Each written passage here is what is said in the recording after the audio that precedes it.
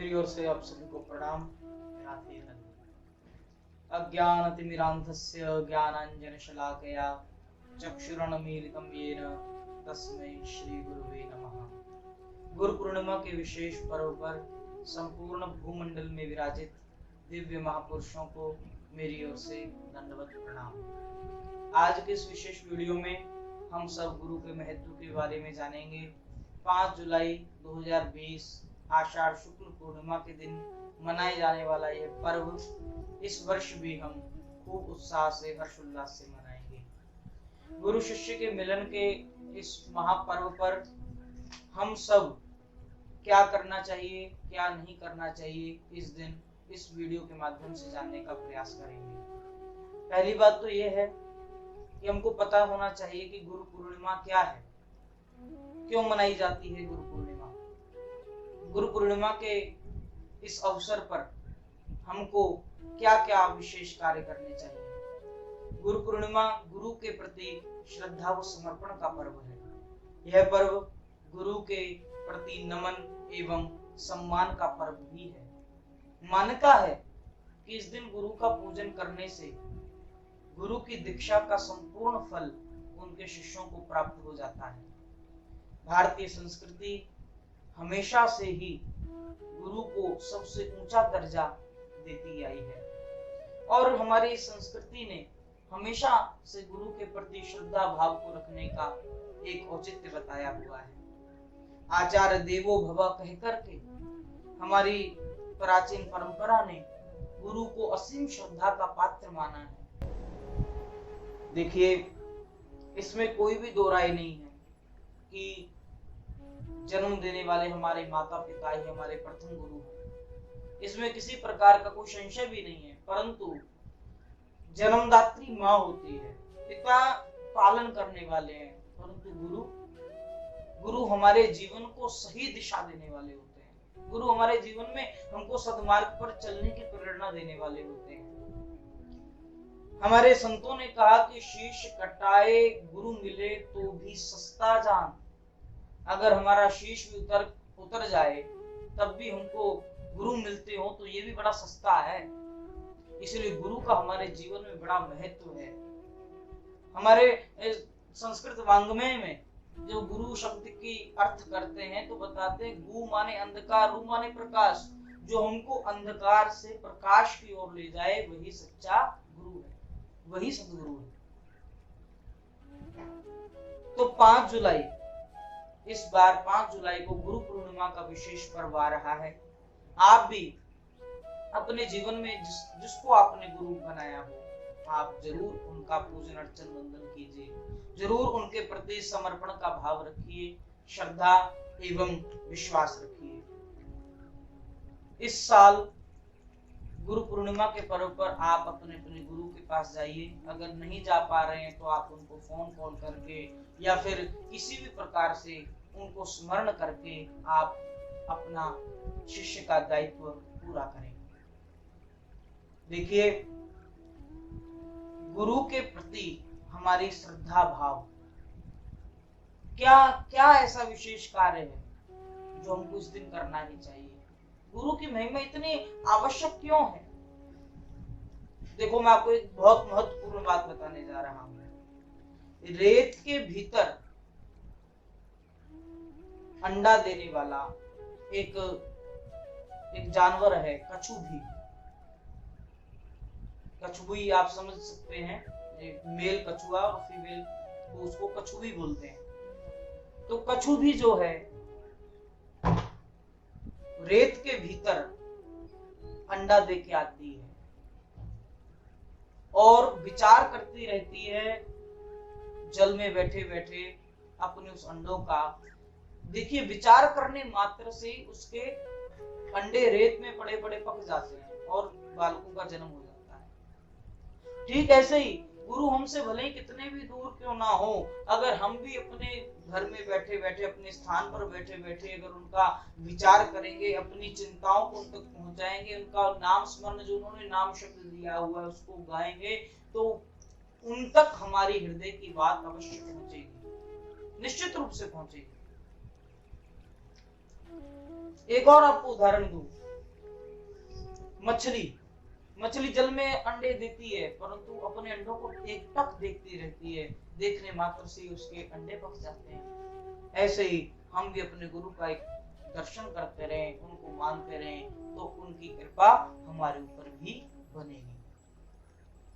परंतु विचार आता है मन में, एक बात आती है कि महाराज जिन्होंने गुरु नहीं बनाया है, जिन्होंने अभी तक अपने जीवन में गुरु धारण नहीं किया है, वो लोग इस दिन क्या करें, उन्हें क्या करना चाहिए। देखिए, संपूर्ण प्रकृति ही गुरु है।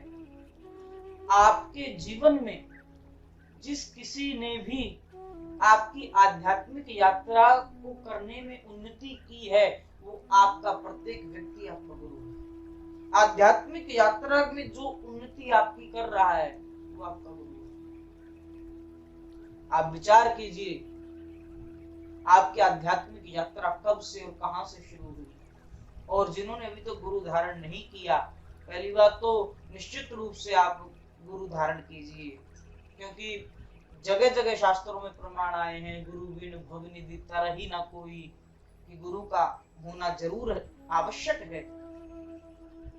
तो जिन्होंने अभी तक नहीं किया है, वो भी इस दिन गुरु के तत्व का जरूर पूजन करें, क्योंकि कृष्णम वंदे जगत गुरुम, जिसका कोई गुरु नहीं है, उनके भगवान श्री कृष्ण ही गुरु हुआ करते हैं। मैं आपको एक छोटी सी कथा सुनाता हूँ।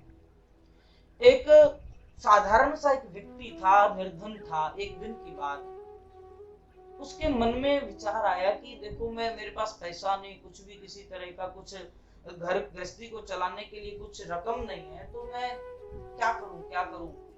एक दिन परेशान हुआ वो व्यक्ति, नदी में कूदने के लिए, अपने प्राणों को त्याग देने के लिए नदी के किनारे चला गया कि आज तो मैं जल में डूबकर मर ही जाऊंगा। नदी के किनारे जैसे ही पहुंचा, तो नदी के किनारे बैठ गया। किनारे बैठ जैसे ही बैठा, तो उसने देखा कि सामने कोई जल पक्षी उस नदी में से एक मछली को उठाता है, उस मछली को पकड़ता है और ऊपर फेंक देता है, फिर नीचे मुंह फाड़ कर बैठ जाता है और मछली उसके मुख में आ जाती है। उसने कई बार इस दृश्य को बार बार अवलोकन किया, बार बार देखा।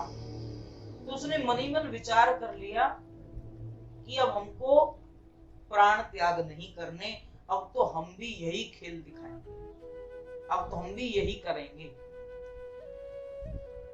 ऐसा ही उसने किया। घर गया, घर जाकर के पहले उसने एक लकड़ी का कोई टुकड़ा लिया, ऊपर फेंका और मुंह से पकड़ने की जैसी कोशिश की, असफल रहा, नहीं पकड़ पाया। दूसरी बार, तीसरी बार, 10 बार, 50 बार, 100 बार किया, सैकड़ों बार जब असफल रहा, तो उसने प्रयास करना बंद नहीं किया।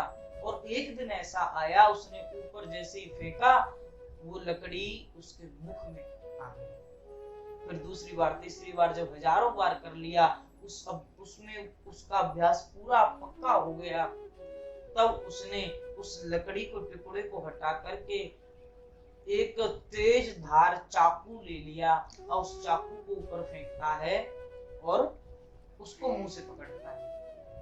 अब जब उसमें भी वो सफल हो गया है, अब वो लोगों को खेल दिखाना शुरू कर दिया। खूब तेज धार वाला चाकू बनवाया और लोगों को दिखाता है खेल, और लोग उसके खेल को देखकर ताज्जुब करते हैं, वाह, इतना ऊंचा फेंकने के बाद तेज धार का चाकू उसने मुंह में पकड़ लिया। लोग उसको कुछ धन देते हैं और उसका गुजर बसर बढ़िया होने लगे। एक दिन की बात, कहीं खेल दिखा रहा था वो व्यक्ति। खेल दिखाते दिखाते एक सज्जन व्यक्ति उसके पास आए और आकर के कहने लगे,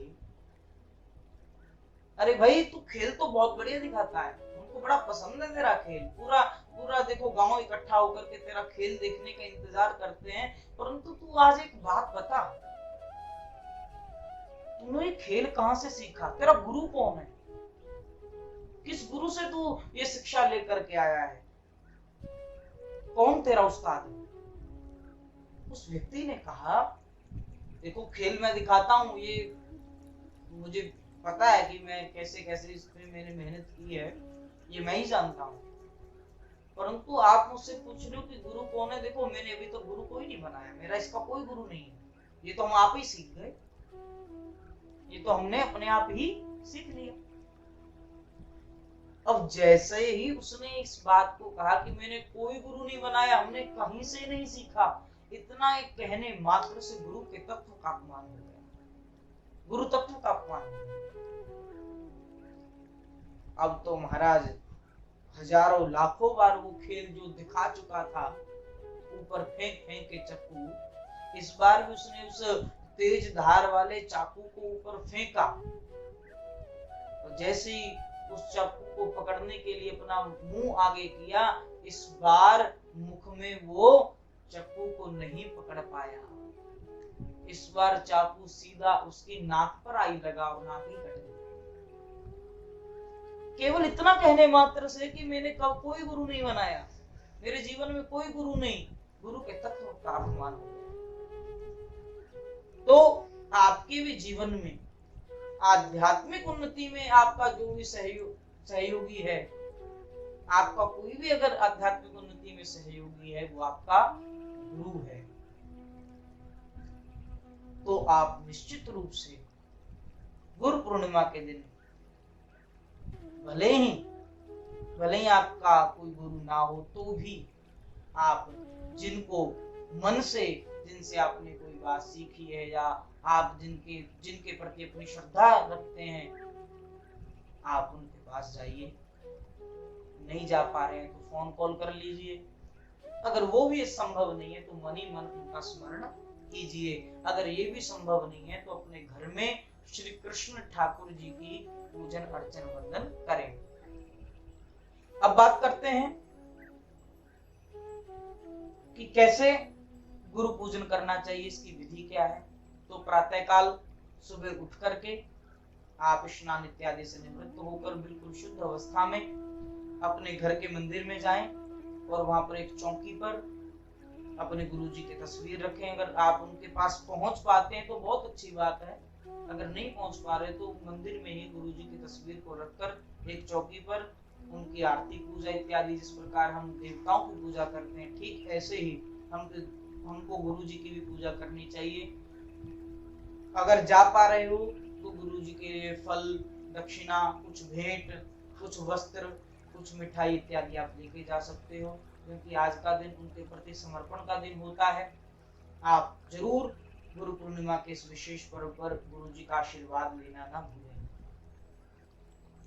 देखिए आशीर्वाद की बहुत बड़ी महिमा होती है, और गुरु जी जो हमको आशीर्वाद दे देते हैं वो कभी भी मिथ्या नहीं जाता। गुरु की बात, क्योंकि हरि उठे तो ठौर है, अगर एक बार भगवान अगर उठ जाए तो कहीं ना कहीं जगह मिल जाती है, तो गुरु जी उठ जाए तो भैया फिर कहीं जगह नहीं है। इसलिए गुरु जी का आशीर्वाद जरूर हम सबको प्राप्त करना चाहिए। और ये तो व्यास पूर्णिमा भी इसको कहा गया। व्यास पूर्णिमा अर्थात इस दिन हमारे वेद व्यास जी महाराज, जिन्होंने 18 पुराण, 4 वेद, हमारा 6 शास्त्र, महाभारत जैसा विशाल ग्रंथ इत्यादि, जिन्होंने सब ग्रंथों की रचना की, उनका प्राकट्य दिवस, जन्म दिवस भी इसको माना जाता है, इसलिए इसको व्यास पूर्णिमा कहते हैं। तो इस दिन आप सब अपने अपने गुरु जी महाराज के पास जाएं, नहीं तो घर में बैठ करके पूजन करें और आशीर्वाद लेना ना भूलें। अपने गुरु से आशीर्वाद में अपने भविष्य की उन्नति के लिए, अपने भविष्य की अच्छी जीवन के लिए आप उनसे कामना कर सकते हैं। तो अगर आपको हमारा ये वीडियो पसंद आता है तो इसको जरूर लाइक कमेंट करें और शेयर करना ना भूलें। और गुरु पूर्णिमा के इस पर्व पर हम सब अपने अपने गुरुदेव महाराज का जयकारा लगाएं। जो जिन के गुरुदेव हैं तो आप कमेंट करके अपने अपने गुरुदेव का जयकारा इस वीडियो पर लगा सकते हैं। बोलो सद्गुरुदेव भगवान की जय। जय जय श्री राधे।